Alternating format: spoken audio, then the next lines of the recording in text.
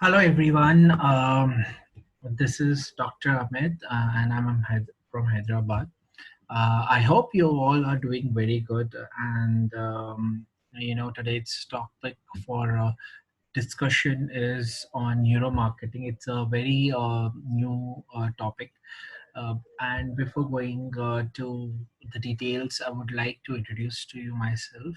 Um, like I said, my name is Dr. Amit, and I'm academic counselor at IGNOU Hyderabad.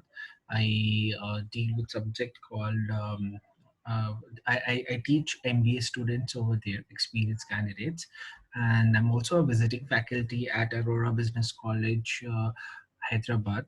And presently, I'm working with Amazon marketing business operation team, and my designation over there is business operations specialist.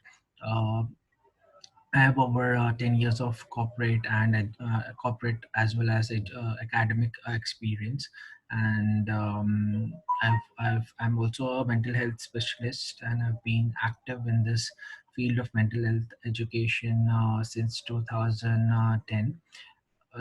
And that's a brief information about myself. Today's topic, like I said, for discussion is neuromarketing. So before I start with the topic, I would like to give a brief introductory on what what this presentation is will be on. So if, the concept of marketing is to market a product. That's very obvious. You have to sell the product in the market, or sell your services in the market, so that you can have more number of clients or customers, and you can survive in the survive in the market, and can raise a different level of achievement, and so that the people look at you, and you become a share winner of the market. So different concepts people use to be successful business person, or selling out their products. So the concept of marketing is, like I said, market the product in the market in such a way that number of customers increases, due to which revenues and profits gets increased, because that's the basic goal of a company, to earn profits. So they will only sell the product which to the customers, which will give profits to them. Now, marketing is a very wide field. There are different concepts. A few known concept for marketing is 6P concept: promotional mix, advertising mix, and advertising for both print and broadcast media, marketing mix, viral marketing, social marketing, neuromarketing. Different concepts have been used for selling out the products and be very successful in the market. Now, neuromarketing is very new concept because it uses the concept of psychology to understand the consumer behavior. So we will first understand what are different kind of customers are, or consumers are, and what are different kind of marketers are in, and how both blend together to survive and be benefited, it work in a fashion that both customers as well as the marketers stay in a win-win situation. So neuromarketing is basically an application of neuroscience to marketing, and neuromarketing includes direct use of brain imaging, scanning, or other brain activities, measurement technologies, and later on in session we will discuss how they are used, and how they can be measured, and how can different sellers or consumers can use them for their benefit. So That was a brief explanatory part of the presentation. Let's start like I said with the type of customers. So basically there are different ways of dividing a type of consumers in the market, but I have taken a conventional way of dividing different types of customers in which we observe in market. One is the potential customer. He is a consumer uh, which wants to buy products, and they have the capacity to buy the products from the market. So once you identify when once the marketer identifies such kind of consumers, it becomes easier for them to convert them into permanent or loyal customers. Now comes out to be new consumers. New consumers or customers are the people who are not aware of your product, and due to some marketing strategies or like advertising mix 6P concept or neuromarketing, you introduce your product to the new to the new relevant target audience, and try to acquire new consumers or attract new consumers towards your product or services. Now comes out to be impulsive customers or consumers. They are these kind of people who are very impulsive buyers. So irrespective of the requirement of the product or not, it's just span of their mood swing, that if they want to buy they will buy it, or if they don't they will not. So it's impulse based customers. Based on their impulse they choose products, and if they fascinates if the product or service fascinates them, they buys it. Discount customers who always fight for the discount, or they're the price oriented customers who will see the price, and they will always bargain for a better price which fits in their budgets. Loyal customers are the customers or consumers who are very loyal to a particular brand. For them, quality and the brand is very very important, and they stay with the brand for a very longer duration, and they are the retention of a company. So irrespective of whatever situation, they always support their product of interest. So these are the five different kind of customers or consumers which we often observe, and probably we also passes through such kind of stage when a new product is introduced in the market. So these are the different kind of consumers which we have. Then comes the different kind of marketer. Marketers are the people who make the products available in the market. So depending on the medium the marketer is selling the product or services, they are categorized. Digital marketers use e-commerce platform like website like some Myntra, Amazon, Flipkart, different kind of digital platforms they use to sell products and services. Then comes neuromarketers. They use the concept of psychology for understanding the consumer behaviors. Based on that, they improve the quality of the product and sell the product. Social media marketers who use social media like Twitter, Facebook, different websites, blogs for selling their products. For example, a company using Facebook page to introduce the products to their audience, or to the people whom they want to target. So and that's one way, and also uses the promotional and advertising facility available to boost their ads or the pages visibility to the customers. So that's a social media platform for them. Inbound makers are some people like who uses KPOs and BPOs as a platform to sell their products. And the content marketers are the people who use content marketing for selling their products. Like for example, the print media, newspaper clippings, hoardings, the pamphlets, catalogs, which they use with the content or description of the product or services, and they reach out to the customers manually or clients manually or physically, and based on the content, description and presentation, they try to attract consumers or customers or clients towards their product and services. Product makers, the people, the companies or the factories which make the product and sell it to the market. Brand makers, people who design brands, logos, and try to sell the products in the market. So these are the different kind of marketers who use different medium or for selling their products, and based on that they're categorized.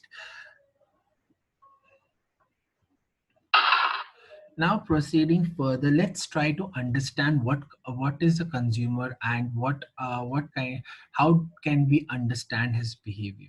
So behavior that consumer display, to understand a consumer we need to understand what kind of behavior they use for searching, purchasing, using, or disposing goods and services. So when you go to a market, what kind of product you're going with the mindset, what kind of product you're looking for, why you're purchasing, what is the use, how will you dispose it after using its services. So these will the product you're buying or services you're using or availing will satisfy your need. These kind of points, observations, when you see on a consumer, you will be able to understand what exactly is going on in his mind for buying a particular product or availing a service. So let's try to understand this by a very simple concept called as um, five Y's, five W's, sorry, three W's and two H's. So let's take an example. Um, let's try to understand with these, three W's and two H's. So to understand a consumer behavior, we need to understand first what they want to buy, what is the time, when is the time they will buy it, why, what is the need, that is why they need to buy it, how often they will be using, how often they will be buying it, and how often they will use it. So when you are able to understand psychology behind these three W's and two H's, that is three W's to two H, then you will be able to have a grip on understanding the consumer behavior. So let's take an example of a toothpaste which a consumer want to buy it or customer wants to buy it. So there are different types of toothpaste available in the market. There are gel toothpaste, there are regular toothpaste, stripped toothpaste, in tube toothpaste, with pump toothpaste. Now when you see that, okay, these are the different character types or categories of toothpaste available in the market, let's try to fit in this toothpaste into 3W and 2H concept. So what is the moment you enter in a shop or any grocery or a drugstore, or to buy toothpaste, the first thing comes in your mind is brand. What brand do you want to buy? You want a national brand, like for example Patanjali, or a different Dabur toothpaste, which is national brand, private brand, or generic brand you would like to purchase, like Colgate, Pepsodent, different varieties of the toothpaste which are available. Now what is the need to buy the product, that is why do you want to buy it? Obviously toothpaste main concept usage is to prevent your tooth from decay, to remove strain, to have a better breathing and clean mouth. These are the reason why a person buys a toothpaste. So now, where do we get it? From where should we buy it? So that is the third W. So where you can get toothpaste, you can get toothpaste from supermarkets, you can get toothpaste from drug stores, grocery stores, conventional stores. These places you can buy it. You can walk into these places and buy the national, private, or generic brand of the toothpaste which you want to buy. Now, how often you will use? So for example, um, when you wake up, the first thing in the morning is you wash your face and have your teeth brushed. After each meal, when you're going to bed for sleeping, then you use it. Or whenever you had something sweet or sensory, then you use it. So now, how often you will buy it? So it depends on the usage. So how frequently you're using it. So for example, if you're using it once a day, that the toothpaste may last for a month or more than a month. If you're using twice a day, so it may get finished in 2 weeks, and you'll have to buy it after 2 weeks. But if you're using three times or more than three times, obviously it will get finished within a week. Within week, and you'll have to buy it. Also, it depends what is the size of the toothpaste you're buying. If you're buying a small toothpaste, probably 10-50 grams or less than that, uh, then probably it will take a week's time. Or if you're buying a bigger toothpaste, full size toothpaste, it may take monthly time to get finish it over. So that's one example I tried to explain the 3W and 2H concept to understand the consumer behavior. um, Now let's try to understand what is neuromarketing. Neuromarketing is a new way to measure whether and how marketing is working.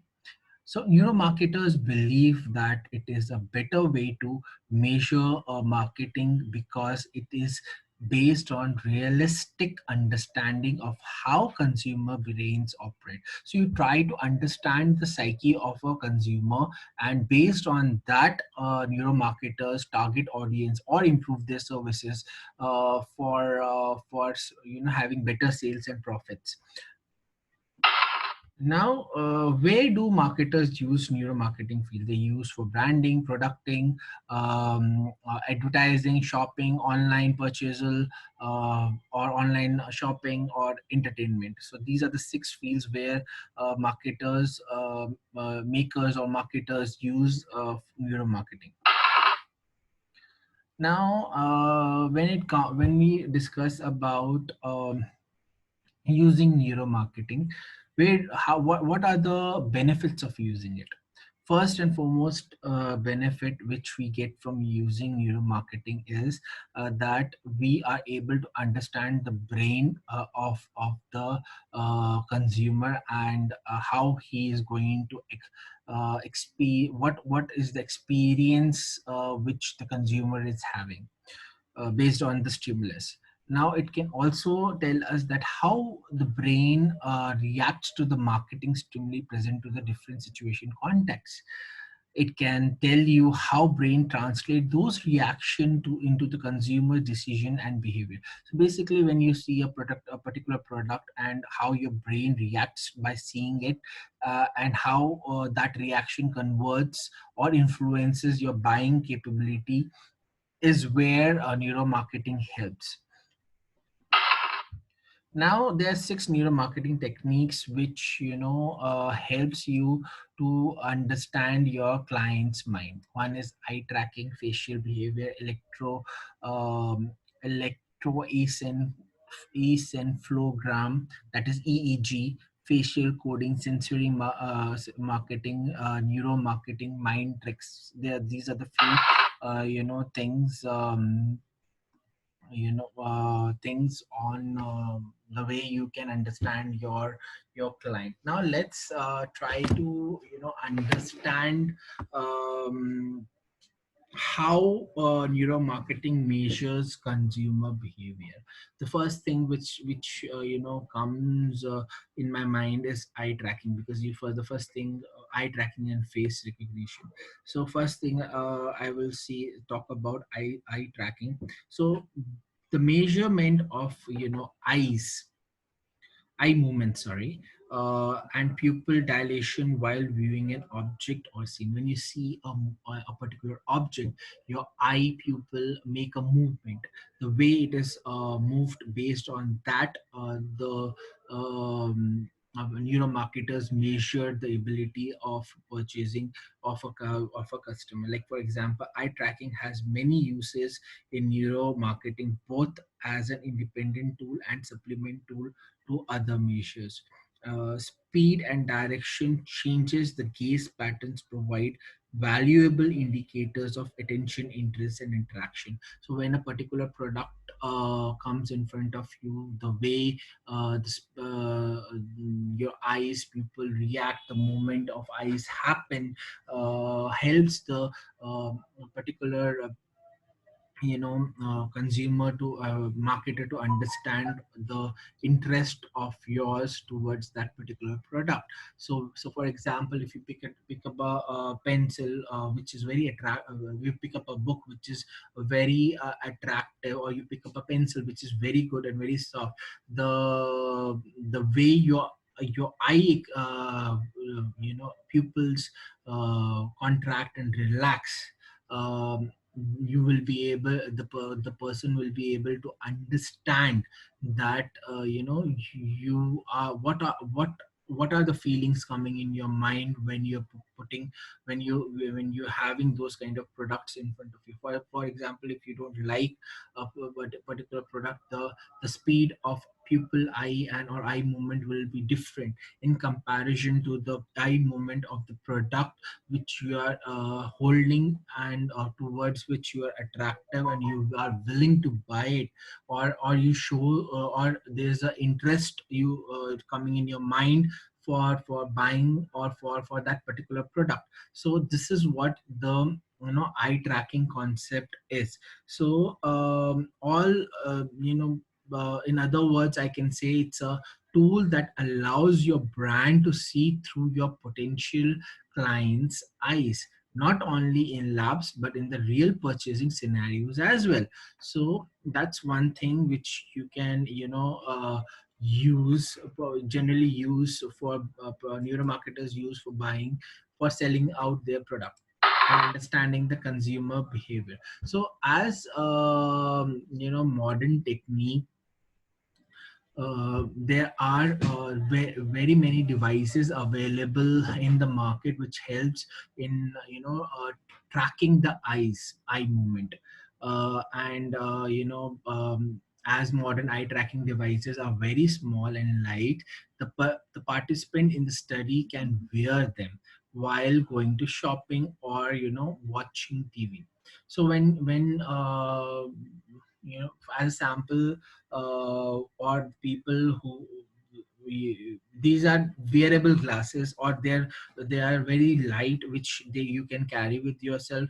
So when a market, for example, you go to a to a shopping mall, and to understand your behavior, the shopkeeper or the mall keeper gives you a glass which can read your eye movement. So whenever you will see a product, the eye movement will be captured by that device, and the data will get stored in that device. So and you will be uh, as a seller, you will be able to understand the behavior of a customer when he picks up a product, and the way he is making eye movement, you will be able to understand that. When this happens, when you get that data, efficient data, you will be able to answer the following question easily, like how much attention to the consumer pay to an item promoted near the store's entrance. So the moment you enter and you pick up a product, what kind of attention you are showing, that thing will be recorded in the device. Then when you proceed further, do the clients really read posters and billboards, or do they just glance them without reading? So when the person is passing in the showroom, or in the seller's place, when he's moving, his movement of eyes is getting tracked on each and every product. The consumer look for information. So for example, if he's looking on pamphlets, on reading on pamphlets with interest, it will get recorded with interest. If he's just paying a glance, or he's not paying attention to the content mentioned in the pamphlet, or the informative place, that also will get recorded. So based on that, the marketer will be able to understand that whether his content marketing is up to the mark or not, whether it is attractive or not. He will be able to come up with a better plan to improve the services in that section. Now, coming out, he will be the also in the position to answer that how do they distribute their attention when choosing a product from a shelf. Now, a consumer goes to a particular shelf which is not very clean, it's not hygienic. So obviously the consumer will give a very frown or disinterested uh, kind of look towards that shelf, and he or she may not pick up any item from there, in comparison to a place where he or she goes, where the products are kept well organized and very hygienic. Probably he or she will pick up a thing from there. Or when a consumer move to a place, or to the section where the color combinations are not of a good choice, they are very bad, or the shape of the shelf is not right, or some kind of thing which a general population do not like it. So that kind of expression, that kind of movement of eye will get recorded, and you will be able to understand that how a customer is reacting to the shelves or the places where your products are kept. Based on that, you can re-innovate, you can change, and or you can improve that particular section which required improvement, and can make chances increased for getting your objects or products or services purchased from that particular section where the people were showing less interest in comparison to other shelves or sections. Now and then it comes that do they pay attention to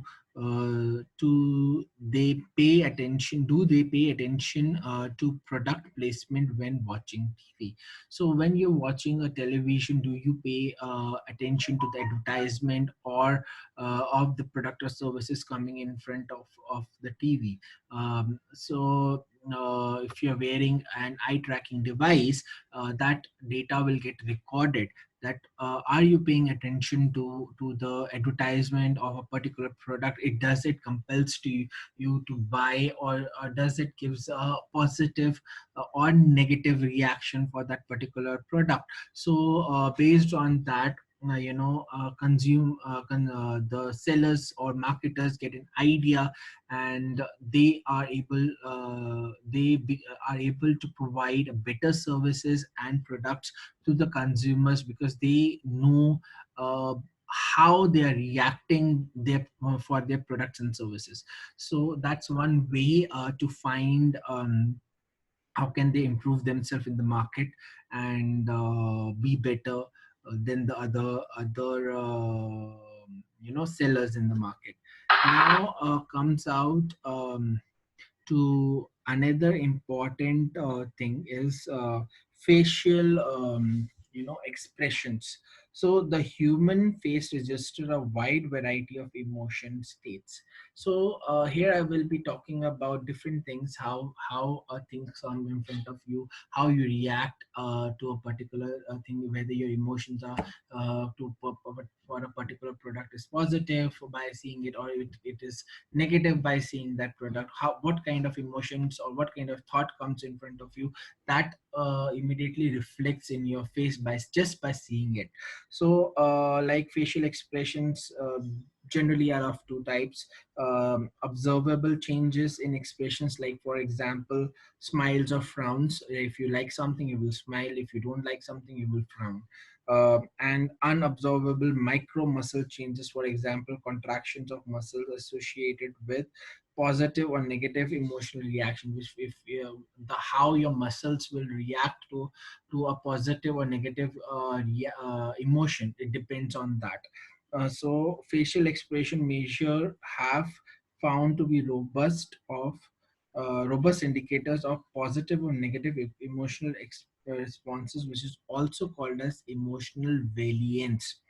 So emotional variation is something that you how a consumers will be able to react to a particular product just by seeing it, how his expressions are coming, how like I said, if you like something you will smile, if you don't like something you will frown, if you like something, of the way of your muscle contraction or reaction will be different. If you don't like something, the muscular contraction or your emotion will be different. So to measure or to the scale of the way your emotions are changing when a positive or negative thing is coming close to you is something what called as emotion variance, and which helps sellers to understand better, or companies to understand better, what kind of expressions or emotions they are expressing for their products. And based on that data, they can improve the services and products for their consumer to have better profits in comparison to their competitors. Now coming out to another way, it's called as electrodermal activity. So a measure of perspiration of on the skin, usually measured at the fingertips. The signal increases with the increased emotional arousal, that is stimulation or excitation of the nervous system. A limitation of this measure is that it cannot distinguish between positive and negative emotional variance. So whenever you enter in a shop, and when you touch or when you pick up a product, you the first mode of contact mostly is your fingertips. And how when you just by touching the product, what kind of emotional waves goes through your mind, is what the way it is measured. So when you touch a product, an emotional signal goes to your brain, and based on this, that your nervous system works, and you react. So basically, when you hold a product, or you show a certain kind of emotion. For example, you will when you hold branded pen, which is very expensive and beautiful, like for example Parker pen, the emotional level will be very high, and you will be attractive to that pen in comparison to that. If you when you hold a 5 rupee pen, which is just a normal five Raymond some brand, same local brand of a pen, the level of attraction will be very different in comparison to that Parker pen. So that measure will help is the key factor to understand how a consumer feel for a particular product. Like, again, I'm coming back to the pen example. When you use a Parker gel pen or a ink pen, the writing will be very soft and very handy, and you will like it. And in comparison to when you use a normal simple ballpoint pen, it's the way of its writing, and the way of the pen, the concept of the pen will be completely different. You may not like the way it write, or the smoothness will be very much different. So, and based on that, your process will be different. uh, when this kind of reading gets stored, the seller will be having an idea, like how the people are thinking about cheaper products, or the costlier product, and what should be the next level of strategy to improve both that, the similar kind of expressions or requirement comes from the consumer for both the type of products. So based on that, they will improvise. And now it comes to be respiration and the heart rate. So whenever you see or observe a product, your heart rate changes. If you like something, it has a different heart rate, and when you dislike something, it has a different heart rate. So when there are devices to measure that, and when you get that kind of data, you will be able to understand what kind of products which attract a consumer towards, and how they react to a non um, expected or unlike products. Based on that, again, like I said, they will get an opportunity to improvise their product and services, and improve the ability to get or earn more profits in the market. Now comes out to be response time. How much time you take to respond back for a product which you are loyal to, or the product you're most aware about, is the way they measure the ability of consumer. So these five characters help a marketer to understand the psychology, or to understand the consumer behavior. Based on that, they will be able to improve these products and services, and try to get and try to increase their visibility in the market, and put a stone or earn a place which is different from the other marketers present in the market. So that's one way to be different, and one way to earn more profit or improvised service in comparison to different companies or different competitors present in the market. So now neurological or neurometric measures are based on brain signals, like as I mentioned before. So what are the devices, or what are the things by which you can measure them? As in the slide, you will be able to see on the left. On the left, there's an MRI machine. On the right, there is a EEG pattern to measure the brain signals. And then the third comes with the MEG, that is oscillography way to measure the brain signals. So what is EEG? EEG is encephalography, which measures the strength at the scalp of very small electrical field generated by brain activity. Yes, you heard right. Your brain generates electricity, minor electricity. It is a well-established technology that benefits from massive literature. The biggest limitation of EEF or EEG is that it can't be reliable.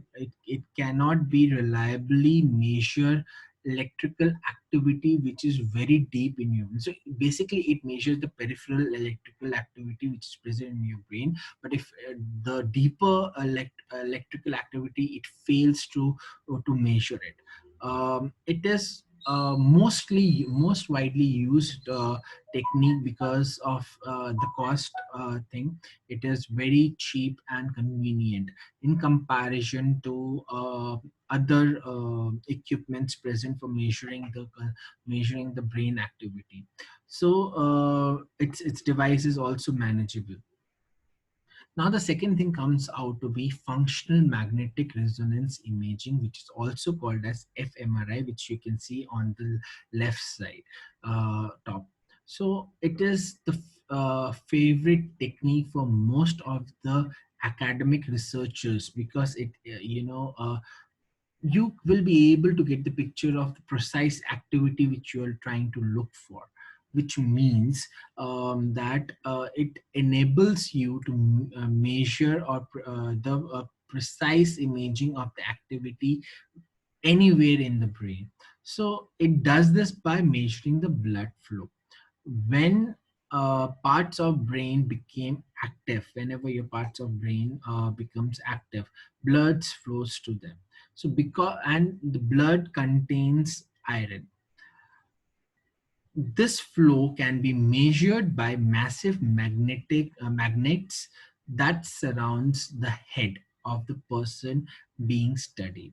So when you put as it's mentioned that your brain you know as I mentioned that whenever there is an activity in your brain, the blood flows, and the flow of blood can be measured by massive magnets which are surrounded by your head, because the blood contains iron inside. So based on that iron magnetic way, you will be able to measure the brain's activity. Now FRI machine is very expensive, and they are available in most of the hospitals and imaging companies and imaging centers, sorry. So they are responsible for testing theories of how your brain works. And but some neuromarketers considered fMRI because of its cost, complexity, and artificial testing environment to be over skilled for the marketing research techniques, basically. So now comes out to your MEG. This technique measures minute changes in magnetic field produced by your brain. So it will measure minute and even measure the minute changes that is happening in your brain due to any magnetic field which gets produced in your head or brain, sorry. It has many advantages, but only problem with this machine is that it is very expensive, and it needs a 0 degree temperature to operate. It is used obviously for academic studies, but hasn't caught on practical method for commercial neuromarketing. So it's officially not used till now for neuromarketing purpose, but for other practical purposes it might had got used in previous. So now also one important thing is which is facial coding. Like as many people say, is that a smile is worth 1,000 words. So there are a few things which it's a part of a facial expression. A few things I would like to share for facial coding is that they say the face is the mirror of your soul. So your face is basically the mirror of your soul. And neuromarketing converted the art of interpreting facial expression into somewhat of a science. So whatever facial expression comes in your face, it's just like catching a expression from there, and using of signs and converting what your face is trying to say. Just as we use neuromarketing techniques to measure eye movement, that is eye tracking, and brain activity, this science is also used to read faces with unprecedented precision. So these also help in reading your faces, and based on that, you will understand the behavior pattern of the customer. The way it works is very simple. When we smile, when we display anger or assemble any other kind of facial expression, we use our muscles to do it. So by muscles we show our expression, and by expression there are sensors which measure the small minute changes in the muscles which happens when you are expressing on a particular situation, and they get recorded. Of course, a small smile or a grin do not show the absolute truth of the person is feeling at a given moment. But facial coding help marketers by reading and interpreting subtle reaction that often inside the opinion or opinions. They are sometimes even able to predict that behavior that will follow these expressions. By that, you will be able to understand more better that what type of consumers you have. So just a minute, please. Beside investigation related to techniques, neuromarketing also has more practical and functional applications like sensory marketing. By applying neuromarketing discoveries, we can impact our consumers without even knowing that they have been, experimented on. There are several forms of sensory marketing, such as through touch, sound, or smell. All of them, however, are based on the same idea, that is, influencing the audience to think of a certain brand in presence of sensory sensation. Whatever your sensation is, how you relate with the product, the relation between your product and the sensory organs helps marketers in selling, understanding the consumer behavior and selling the product in a better manner, or providing a services in an improved way. Smell is the perfect example of the use of sensory marketing. Sometimes getting a customer to make purchase is easy, influencing their senses with the right fragrance. So if you enter in a shop and it's a beautiful smell, wonderful smell comes, obviously you will feel light, and you will feel at home or at a better place, and you get kind of connected with the place because of the better fragrance, and you may end up in buying something from there. And that's one thing. And sounds are very useful resources. It has been proved, for example, that consumers pay more attention to the lighter colored objects when they hear high pitched sounds, and darker objects when they hear low pitched sound. So these are the few things which help neuromarketers to understand what kind of consumer behavior is. Another neuromarketing technique is mind tricks. Psychological neuromarketing techniques can be very subtle. It has been shown in the past as well. For example, that removing the dollar or the currency sign from the price tag can make consumers purchase more. So when you go in a shop, and when you buy when you see a product where there's no price tag on it, there are chances that you may end up in buying that product in comparison to the product which has a price tag on it. So it seems that the currency symbol makes people think more about their losses than what they will gain and removing the price completely may also encourages them to purchase. So another surprising example is the organization and structure of the restaurant's menus.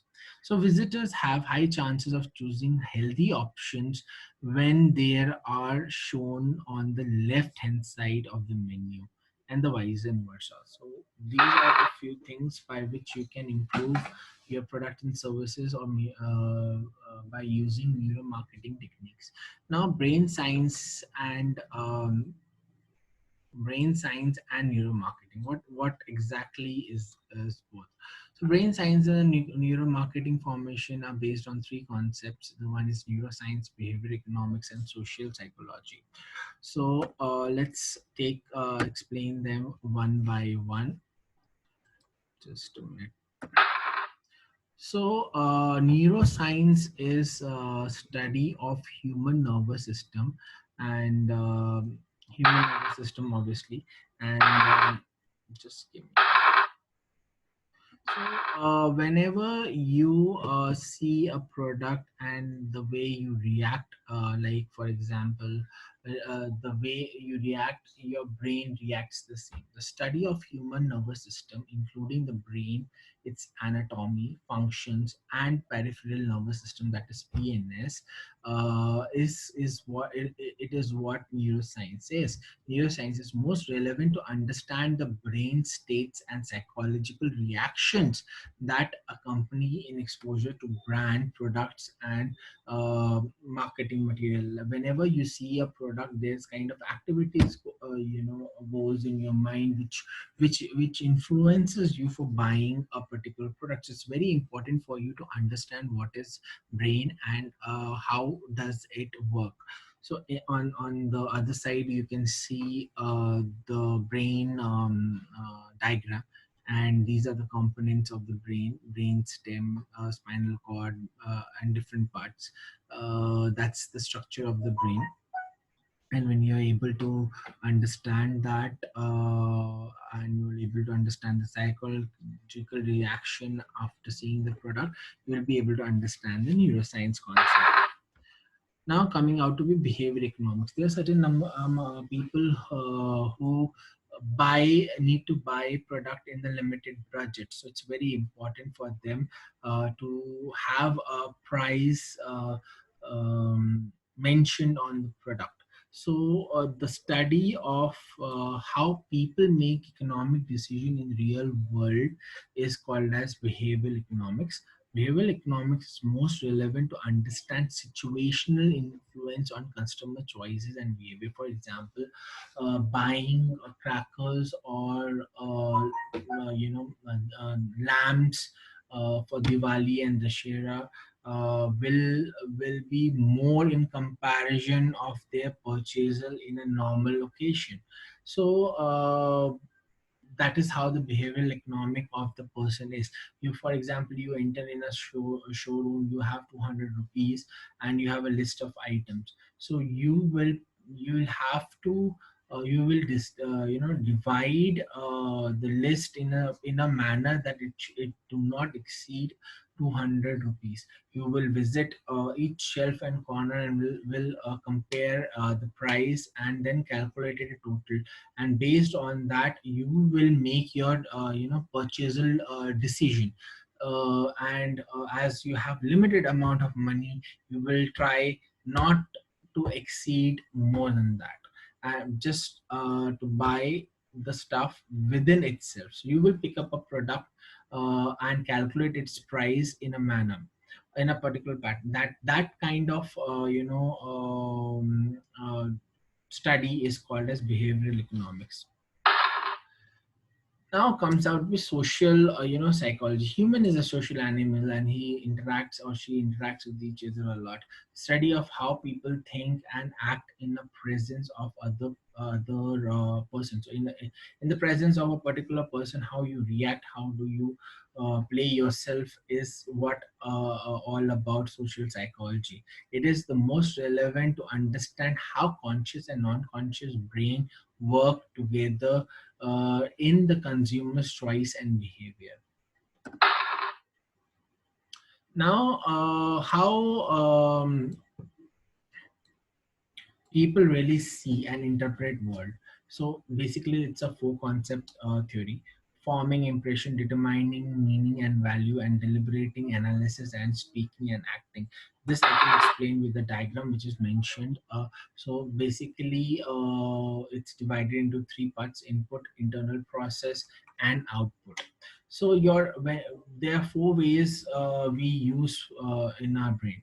One is facial expression, which is a non-conscious thing. The moment you see a product, and how you react is what the facial expression impression is, and that is a non-conscious part of your brain reacting. So that's a kind of input, because your expressions are changing, or changing just by seeing it. So you're gathering information inside, and due to which your expressions are getting changed. So that is a non-conscious part of brain playing an important role. Now comes out to be your another thing is determine meaning and value. You need that's internal, that's again an input thing. How do you determine the meaning and meaning of a product or service, and how will you value it? Now deliberate and analyze. You will take that product or service, then you will analyze it. That from where there you your conscious brain will start working. For example, you have a budget of 30,000, um, and you need to buy a good phone. So you will you cannot buy iPhone out of it, but you will make sure that whatever product you're buying or mobile you're buying must last within that amount. It should not exceed. In fact, you will also think to save some amount from it. So that is what you will do. Different research on different mobiles, on the configuration you're looking the best for, and it, fitting in your budget. You'll do some kind of research, and based on that you will take a decision for a phone to buy within that limit. Then comes out to be speak and act. So it's something like you are talking about and you're acting. So once you see a product, what do you speak about it? What information you have it, and will you buy it or not? That is what speak and act. That is also a conscious part of your brain which is playing to make a decision on. For example, you have an iPhone, and you have OnePlus 8 phone. iPhone is 67, OnePlus 8 is 41,000, 42,000, and it has all the features which iPhone has. So why a normal middle class person will go and buy an iPhone latest version when he's getting everything in within 30,000 amount, and getting all the things and requirements which he wants are present in that particular low budgeted phone. So that is where your conscious is playing important role. So that is how it works. Now proceeding further, I did a small research to understand the neuromarketing concept. I studied different companies. I met different people, and did a small research. So before doing that, I had a few objectives to carry out my research. It was that the companies using neurosciences understand the customer's need, and use it in a better and efficient manner. Companies that use neurosciences can control consumers' need and purchases. Companies working in advertising can control consumers' mind. Scope of neurosciences. What is the scope of neurosciences in near future? By using neurosciences, the companies will improve their skills on art. The use of neuroscience improve the collaboration between companies and customers. I believe that companies can misuse the insight and methods of the neurosciences. Neuroscience will help consumer making better choices. So these were the objectives of my study, and based on that, I had, designed my research methodology. So I interacted with different consumers, employees from advertising companies, companies who buy advertisements, and people who were involved in scientific research. These were the few people, categories of the people whom I interacted, and I had used 1 to 7 scale questionnaire, and based on that I could find I could do the questionnaire analysis. So now, proceeding further, um, what was my hypothesis? My null hypothesis was neuromarketing can be gainfully utilized in marketing company products.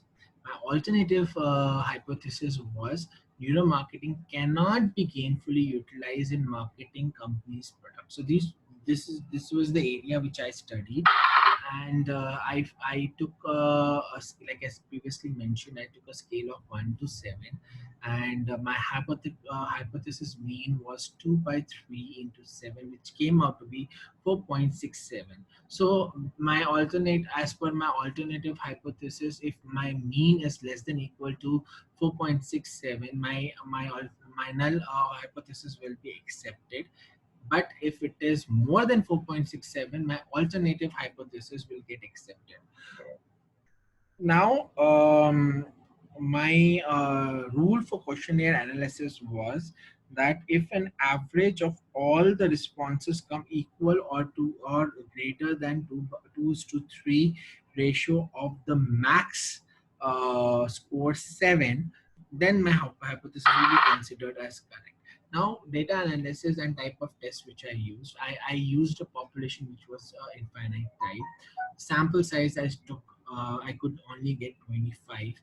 My hypothesized mean is 4.67. That was 2/3, and my mean that is x bar is 5.08. The sampling error data came out to be 1.17. CL was 0.95. My level of significance which I took was 0.05. My t value was 1.710882. As my sample size was less than 30, so I had used a right tail test. Now, during that, I could find that my CV uh, came out to be 4.319, and which is under a rejection area, and my X bar came out to be 5.08, which is an acceptance area. So like I said, uh, that my how did I find the standard error? So decision rule was if X bar, that is mean, is greater than equal to critical value, our null hypothesis should get accepted. So the standard error which I calculated was as per the formula, that standard error divided by underscore of sample, that is n. The sampling error came out to be 0.236, and the error of estimate came out to be 0.35. So the critical base with this, I was able to calculate the critical value. The critical value formula was hypothesized mean minus the error of estimate. My hypothesized mean, like as previously mentioned, 2/3, that is 4.67, minus 0.3510, which was uh, you know error of estimate, which came out to be 4.31. So when I tried to find X bar, which came out to be 5.08, uh, which is that my critical value was less than the mean value. So that is how my null hypothesis was accepted. So my statistical interference was that since the critical value is less than the mean value, there is sufficient chance that my null hypothesis will get accepted. Now, when I proceeded further, there were few things during my research I could find is that 58% of my target audience knows actually what neuromarketing is. So it's a very well known factor among the MNC people and the customers or the consumers which you are present in the market. 91% of the target audience are aware of the psychological concept and they know the consumer behavior concept, and they have the awareness of it. 92% of my audience knows what have an idea of brain sciences, and they have read the research articles related to brain science which can help in reading buyers and sellers mind. So 70.8% of my target audiences always believed that neuroscience can be used for improving the economy of the company. Obviously, when you are able to read the brain of the consumer, that how they are reacting to a particular product and services, you will be able to get a direct idea how to reach out to your customer in a better manner and earn more profit. So because you will not repeat the errors which you have done in the previous products. The upgraded version will come in a better manner or a more improvised manner, which may help you in gaining the customer you lost, or help you in getting more and more customers coming to your market. Now, 75% of the target audience believe that current marketing companies are still using neuromarketing as a concept for selling their products. Yes, they are using it. They're trying to understand your behavior. Based on that, they're able to design products and services and are presenting them in front of you. So every time when you see, there are very frequent changes coming in the products which in the market. Like once a product is launched, within a week or 2 weeks or 3 weeks, the quality or the type of the products is getting changed. Why it is happening? Because they are getting they're observing your behaviors very very carefully. So when you make expression, when you the way you react, that information gets reached to the marketer, and they study those things, and based on that, if the number of expressions are negative in comparison to the positive, and so which means that they are able to understand that this particular product or service needs an improvement. Based on that, they will work with their team and try to improve their product and services in a better manner, so that they can gain more customers and towards them, and are able to survive better in market in comparison to the other competitors. Now 75% of the audiences believe that they are using advertising companies are using neurosciences. Yes, they are using it. They're trying to use your feelings, your emotions, to buy a particular product. For example, there are many ads which are designed in a very emotional pattern. Like for example, there's a recent ad of Sachin Tendulkar sitting with a lady, and where lady shows a concern that aren't facing a fast ball for his son is a risky pattern. Whereas Sachin Tendulkar says that in a life you have to take risks. If you want something, you have to take risks, and he shows a direction um, uh, towards the board and says that, do you invest in mutual funds? So she says yes. So mutual funds are also subject to market risk. You're taking a risk over there in buying a mutual fund. Your son will not be able to take a risk to play a fast ball because he wants to become a cricketer and you want to become a financially stable thing. But seeing that there are risks, you will not stop, he will not stop, and you will not stop from investing, and he will not stop from playing. So and the ad ends with the boy hitting a six. So on a fastball. So that is the emotional way of showing, one of the emotional way of showing for mutual services. There's another ad where it was shown that male of the family takes care of a lot. He takes consider everything, and he invests on policies, everything, ICIC policies, showing that the ICIC people are emotionally helping in each and every step to him, and helping them out in in their regular life of and by taking care of the investments they are making.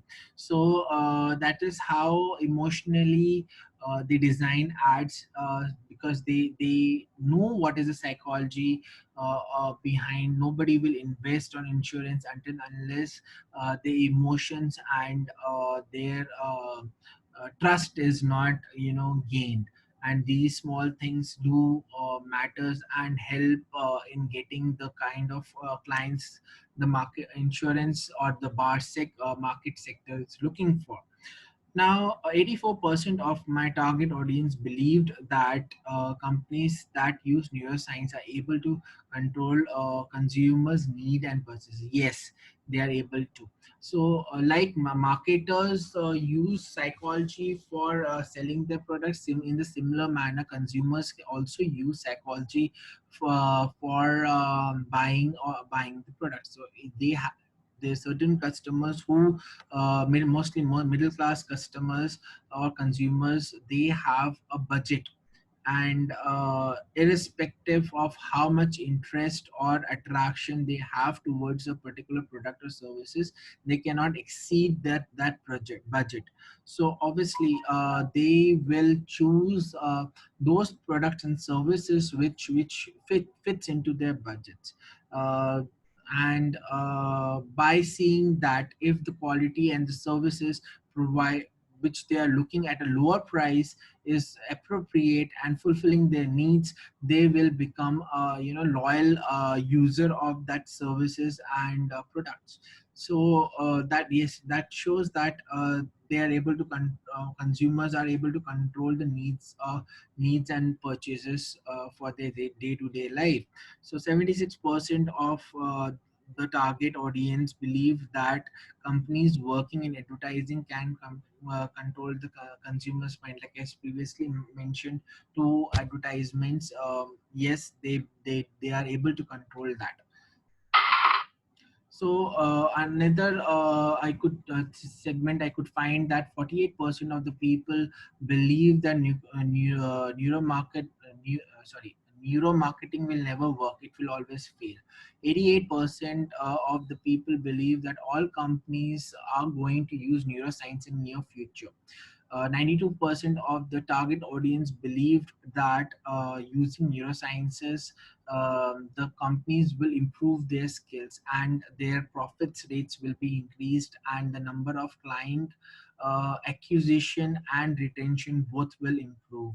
92% of the sample believed that neurosciences is going to be used in future. It is already implemented in present, so the more improved manner will be used in the future as well. 88% of the target audiences believed that the use of neurosciences in economics and marketing is a very positive development. Yes, it is, because it's as I mentioned in my previous slide that um, economic behavior is very important for consumers. So we need to understand the the budget of the each class, middle class, upper class, and lower class, and based on that we have to design products and services and target those particular segments of audience. Like for example, we cannot target a Mercedes Benz to a lower class or a middle class section of the society. At the same time, we cannot target the high society people with nano or the Maruti 800 kind of vehicles. So a particular class, we will try to able by economic behavior, we will be able to segregate the segments, and we will be able to target correct products to the correct segment, and will be able to earn profits, and also will be able to earn the trust of the clients. 88% of the people believe that of my segment believe that neurosciences will help the consumer to make better choices. Yes, it will, because um, the comparison will happen, and they for a particular price, there will be a whole lot of product line present. Like for example, for toothpaste, different types of foods, like Patanjali, Colgate, Pepsodent, Sibaka, and Sensodyne. They are different range of a whole lot of toothpaste present, with different price ranges, different choices, different taste, and similarly different ranges of shampoos of a similar price range. Product line will be there, and with this, each segment, each product present in the product line is designed as per the different types of consumer behaviors. For example, a consumer A is the person who like gel toothpaste, consumer B who likes a stripped toothpaste, consumer C who likes liquid mouthwash. And they will be able to make choices on that, and keeping the price factor in the mind. So they a wide variety of range will be designed for the consumers, keeping their behavioral pattern in mind. So if a consumer is entering in a shopping mall for buying a toothpaste, has a particular mindset, has a particular taste, he will end up in buying one particular brand, which the quality is looking for, and he will not walk out from the showroom empty handed. He will get the type of toothpaste or the soap he is looking for. Or that's that is how neuromarketing will help the consumers to make a better choice. So, like I said, based on my study, the average of all responses came equal or greater than to 2 by third of my max score, that is 7. So, my hypothesis is correct and was accepted. So, I would like to thank you with my presentation. I hope it was you gained something valuable from it. And if you have questions, you can always let me know, and I will be happy to help you. Thank you and have a wonderful day.